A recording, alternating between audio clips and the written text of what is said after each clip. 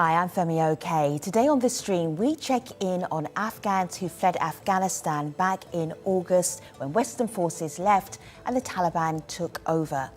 How are they doing? This is Nahid Samidi Bahram. She gave testimony to Congress just last month. It was an emotional experience. Have a look, have a listen. Knowing people do not have a simple food to eat, having a simple dinner on my dining table has been very difficult. I'm sorry.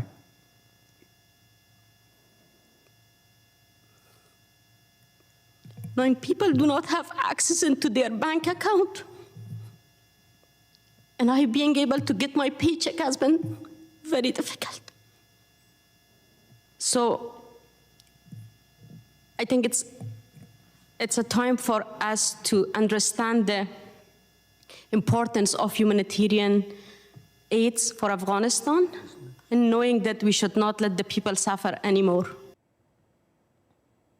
Joining us today, we have Arash, Hamid and Nilab. They're going to explain why they are so relevant to today's conversation. Arash, welcome to the stream. Please introduce yourself to our audience. Hi, everyone. My name is Arash Azizadeh. I'm a Afghan-American community organizer and based in Los Angeles, California. And I would say, I'm a product of displacement. My parents were evacuated much like the other guests were, except they were evacuated and became Afghan refugees back in the 1980s. So good to have you. Hamid, tell our international audience who you are, what you do, and what you're bringing to the show today. Thank you, Femi, for having me on the show. My name is Hamid Ahmadi. I'm a blogger and freelance journalist. I got evacuated on August 23rd, and I arrived in the U.S. On August 27th as part of the American airlift mission. And so I was in the camp for 45 days at Fort Bliss, and it's been 20 days that I'm out of the camp, and I'm currently based at Silver Spring, Maryland. All right. So thank you. Welcome to the stream. We're going to hear more about your experiences over the last couple of weeks very soon. Nilab, welcome to the stream. Please introduce yourself to our audience. Thank you so much for having me on the show. My name is Nilab Sadat, and I was evacuated in August. I arrived here in the United States on the 27th of August, and I'm based in Fairfax, Virginia right now. Thank you, Nilab. All right, so if you're watching right now and you're on YouTube, what would you like to either ask or share with the Afghans who are on our show today? They have resettled in the US. What would you like to ask them? The comment section is here. I will do my best to put your comments into today's show.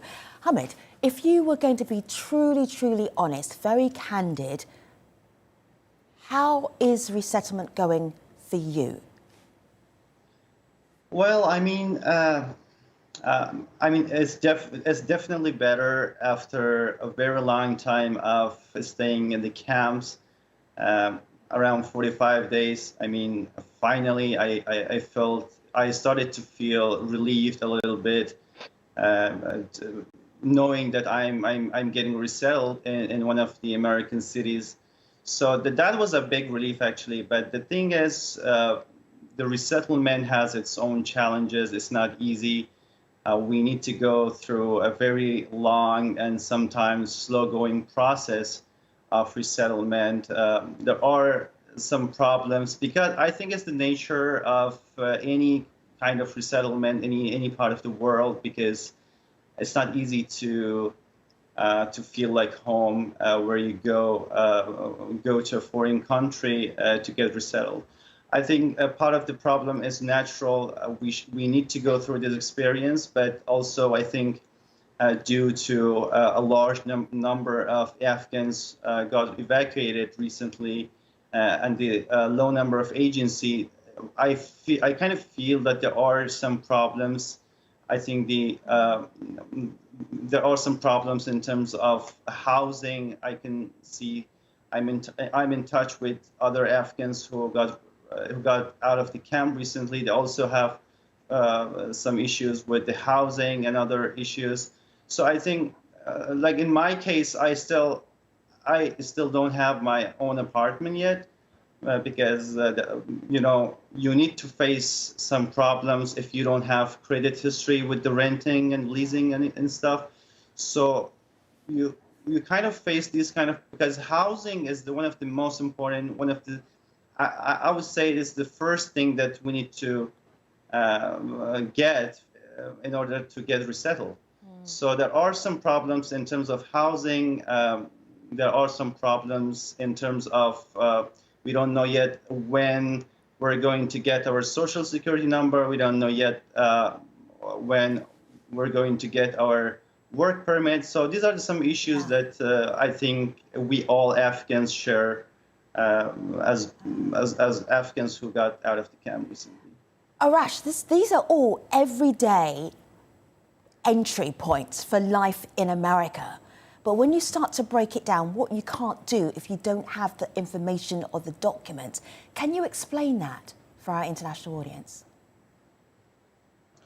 Well, I think, these are obviously challenges that anybody faces, regardless of whether they're refugees. If you're a marginalized person in the United States, these are things you deal with. But also if you're somebody who's attempting to find a living wage or an affordable housing somewhere in the United States, that's going to be an issue. Obviously these Afghan refugees have the obstacles that get in the way of them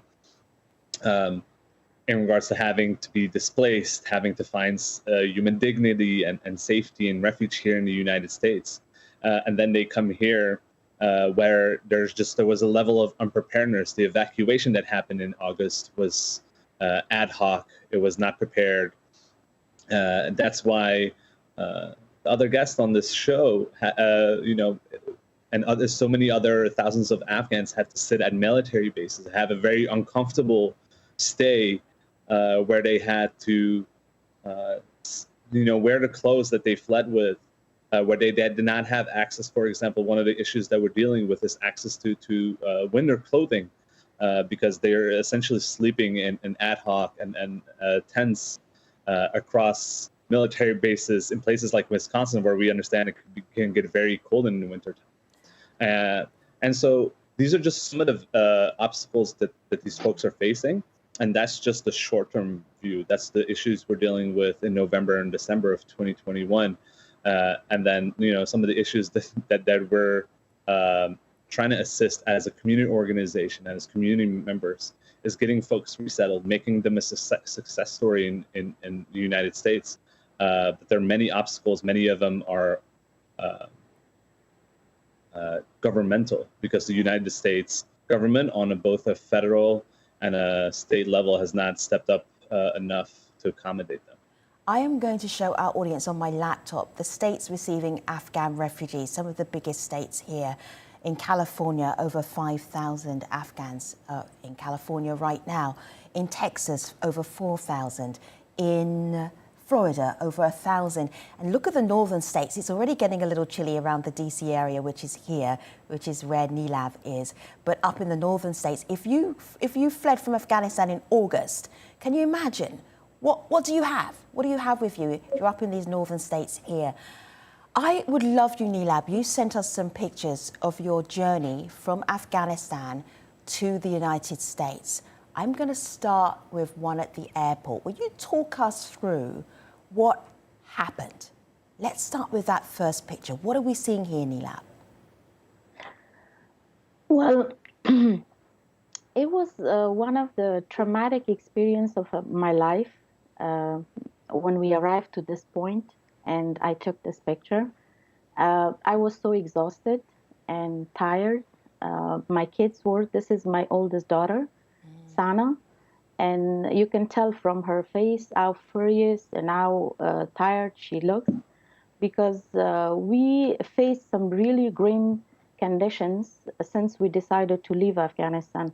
While it was in transit, while it was on the way to the airport, on board, throughout the evacuation process, it was like really hard. Yeah. It was extremely hard. But I, as one of our friend said, it was an ad hoc response to the very particular emergency situation. But however, Nilab, what's expecting happening in this picture here? Well, this picture has a good story because that's my son, Omar. The other one is Malala, Yeah. and my oldest one. Omar told me that, look at, Mommy, you said that the US soldiers are leaving and there will be a war in the country. Look, they're here all ready and they have all the ammunition and everything. So why they just don't go out of the airport? So yeah, it was for me. It was I didn't. No parents would like for their children to experience such a thing. But unfortunately, my children went through this experience, and hopefully, it will have some positive things for them in the coming future. Two more shots I want to show. This is on a military aircraft. Tell me more about that part of the journey. Yes, this was the aircraft that we came by. It was basically packed. It was a cargo airplane. So we were packed just as materials.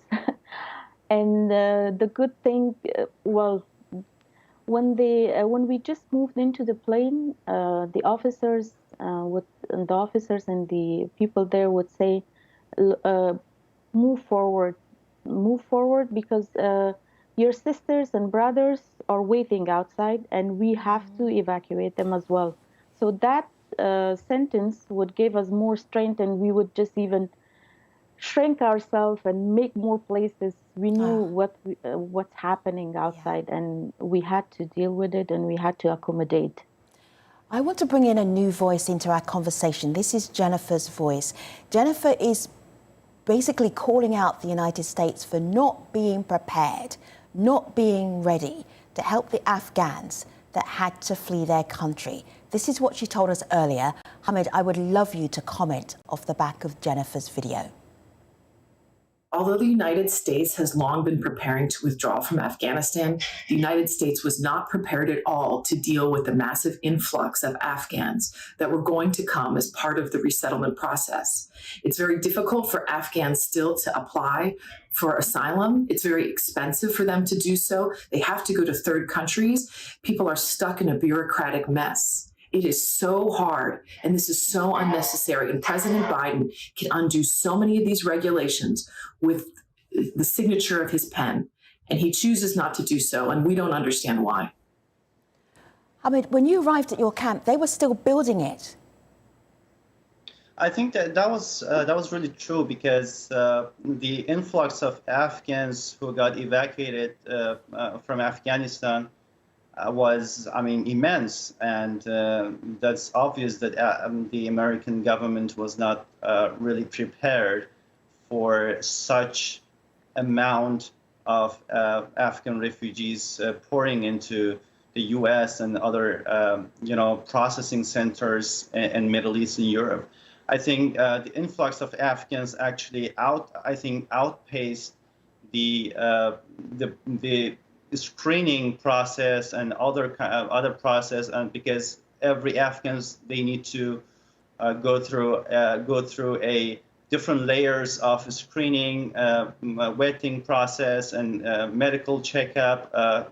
So these are the process in terms of logistical problem. I think that was a big challenge for the American government. Would you mind? Would you mind? Excuse me. Would you mind if I bring up one point that you shared online on Twitter that was a logistical issue, and you helped solve a problem for the camp? Let me just come here to my laptop. Not complaining. This is Hamid. But this is what I got last night for dinner, and the next meal is 12 hours later. Refugee life might be safe, but never easy and favorable. Fort Bliss, El Paso, Texas. And that was your dinner? Yeah, so to give a little bit context, this exact meal as from the first few days that I just arrived at the camp, and I was one of the first few, flights that I came into the camp. So the situation was not really good, and that's not me. That's not just me saying it. That's I think that's what the camp officials would also say, that we're not really prepared. I could see as we came at the camp, the tents were being made, the facilities are being improved. So all the things that we see when I came out of the camp, it was a totally different camp, when compared to when I entered the camp. So this is a very long process of installing the facilities and all the makeshift tents and on all the discipline and order, and everything was has a gradual improvement, which is good. We actually, the part of our contribution was the fact that a lot of Afghans, including our team, we actually formed a group of volunteers to kind of have a contribution and support to the camp officials, because they needed feedback and how they can improve the condition in the camp, and how they can connect to the Afghans and get those feedback. Okay. I think we served as a bridge between the Afghans and between the camp's official, and I think this mean of communication between Afghans and the camp officials, I think it helped a lot to bring some improvement in the condition of the camp. All right, Arash, I'm going to move on to you. I'm going to share this video comment with you. It comes from Sharifa Abbasi. She is an immigration attorney, and she talks about the challenge of finding, status. What is your status? And the stress of not knowing what your status is as an Afghan refugee in the United States. Here she is. Unless we have legislation passed that will grant the Afghans permanent residency status, the biggest legal challenge that the Afghans will face will be in the coming months, in the coming year, as they start to leave the U.S. government facilities. Because they are all on parole status, a temporary status, which grants them an authorized period of stay of only 2 years, they will need to seek alternative routes to a green card, either through the SIV program, through their family members, or in the alternative through asylum. The Afghans will also be subject to the same vetting rules, the same laws as everyone else here, either on some kind of temporary status or permanent residency. Arash, I was just wondering how many Afghans are in the United States who fled in the past few months? Do we know? Do we have an estimate? I think the rough estimate that we've been hearing, whether that's through informal and formal conversations we're having with refugee resettlement organizations, as well as Department of Homeland Security, we're looking at roughly 100,000 folks who have entered the United States in some capacity. And Sharifa actually makes a really great point, and this is one of the advocacy points that we're focused on, especially in these weeks and the coming next week. We're spending some days virtually on Capitol Hill to advocate for Afghans who have entered the country through humanitarian parole, which is just a way to enter the country to seek asylum. It's not a pathway to legal status. It's not an ability to get a green card. It's not an ability to have a pathway towards eventual citizenship. And, Jennifer had made the point earlier too, the Biden administration can do a lot administratively, but Congress has an obligation, a moral one and a political one as well, to pass legislation. It passed benefits for parolees who have entered the country up until 2022 anyway. What they can do is take this even further and create a pathway to legal status, to citizenship, to a green card holder for Afghan parolees who have entered the country, so that they can become part of the American fabric. They are here anyway, whether they are sitting on military bases or whether they are in Virginia, in Silver Spring, Maryland, or somewhere here in California, and somewhere in flyover America, where they'll be entering and be part of new communities. This past weekend, I saw a video of 3 young Afghan children, all teens or younger, who obviously do not really have the ability to speak English, but they were trick-or-treating already. Yes. And so they're becoming part of America. You know, they're about to go through what I entered, which is this like complex dual identity, and there's that to be navigated as well. But why can't the elected policymakers in Congress, in the White House, make this so much easier by allowing them to become part of the American fabric? All right, Arash, Nilab, Hamid, we have so many questions for you. This is going to be the speed round. Instant questions, instant answers. All right, this one is on Twitter. Nilab, you take this one. It's very simple. On Twitter, which is on my laptop here, adapt and integrate. Just that phrase, adapt and integrate. Can you relate to that, or do you want to give some pushback? Yes, actually, it's two great words, adapt and integrate. That's what we are already doing. But I'm so fortunate because I and my family were able to come to the United States in 2017, and we got our special immigrant visa status in 2017, and that's how we got our green cards. So we were coming and going back and forth. So pretty much we adopted many things that we had to do, and my children the same way.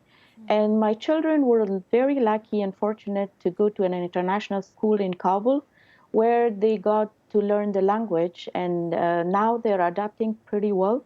But I'm so worried for the kids and for the children who came from rural areas of Afghanistan. They might face a lot of challenges, and to adapt and to integrate in this new culture and new everything is completely new for them. Yeah. I think it's very important point to adapt to and integrate, but it's not a single event. You know, it's a very long process especially for those Afghans. I know that I don't know the exact statistics, but I would claim that the majority of Afghans who fled Afghanistan who are now here are those Afghans who speak zero English. I mean, this is the first step to, you know, sort of adapt and integrate. And they really need to go through a layers of, you know, challenges first. They have language barriers. They would face cultural shock and American communities.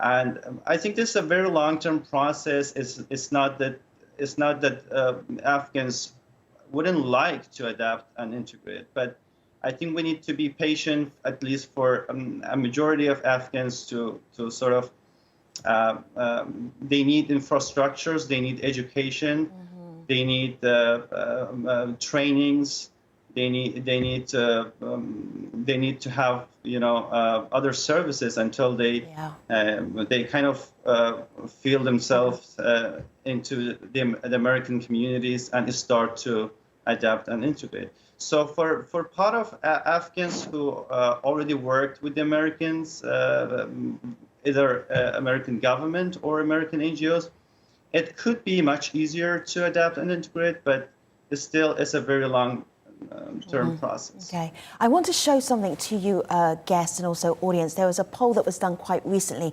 about American public opinion, what they felt about Afghans who had worked with the US forces, who are in the United States, and what they felt about Afghans who had not worked with the US forces. And there was a very big difference there in public opinion and where the support lies. I'm sure that you will actually see that, Nilab and Hamid and Arash, in your work and in your daily life. Have a look here on my laptop. This is the International Rescue Committee, and they ask something that you actually ask every time we do a show like this.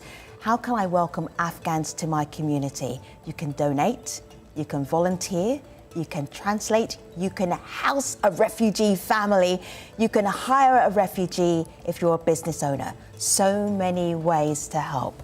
Arash, Hamid, Nilab, thank you so much for being part of the stream today. Appreciate you. Thanks for watching. See you next time.